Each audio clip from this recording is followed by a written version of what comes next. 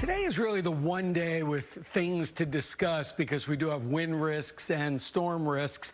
Now, the winds are going to increase, especially this afternoon. They're going to get a little gusty in our western counties where it's dry. We have a grass fire risk.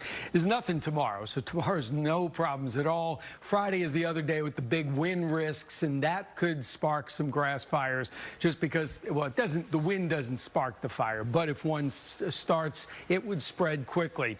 Today, our western counties are under the major danger just because of the fact that the humidity is low and the temperatures are high. Friday, that risk spreads. We're not talking about storms anymore on Friday. This is just an extremely high fire risk on Friday because of maybe 50-mile-per-hour wind gusts, blowing dusts, and the fact that the humidity will stay so low that anything that starts would spread very rapidly. You look out at this early hour, what do you see? Now we're starting to get a little sun, but I see in the bottom right all the low clouds. They have spread north into our south and eastern counties. Typical when you get Gulf moisture. But you notice the wind, the ones that I do have, Lantana, Cedar Creek, south-southwest. That's important because what that little bit of a westerly component to the wind is doing, it's not due south and it's not southeast.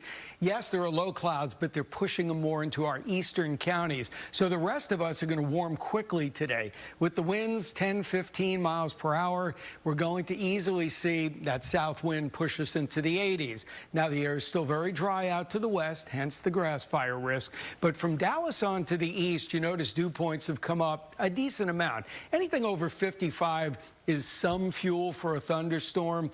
Now, we're seeing that Dallas to the east. That's where the moisture return is going to be greatest today. This disturbance is just racing. This was not even in the U.S. yesterday. It's already moving through Arizona into New Mexico.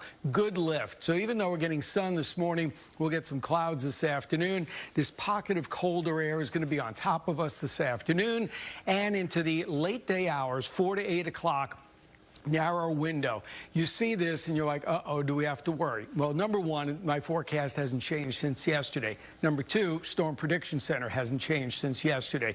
It's a risk that we see a storm or two develop right near the Metroplex.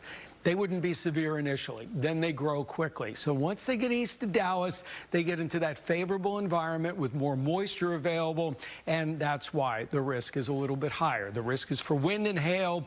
That's about it with these storms, and they will race quickly. They'll be out of here by 8 o'clock. So today, morning sun, some afternoon clouds, mid-80s for high temperatures. Notice, again, we show you the higher resolution computer models, but yesterday this thing had storms already blowing up at 4 o'clock, and now it's 5, and you're like, I don't see much. Again, that cap will be strong today.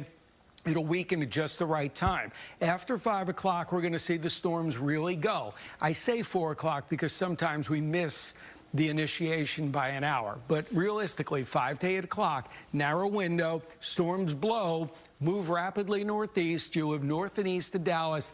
You have the highest risk for hail and gusty winds. Out of here by 8 o'clock. Overnight, quiet. Tomorrow, some sun. Afternoon, high clouds. Hopefully, they'll thin out tomorrow night for the lunar eclipse that's coming. We'll talk about that more at 7:45. But today is 84.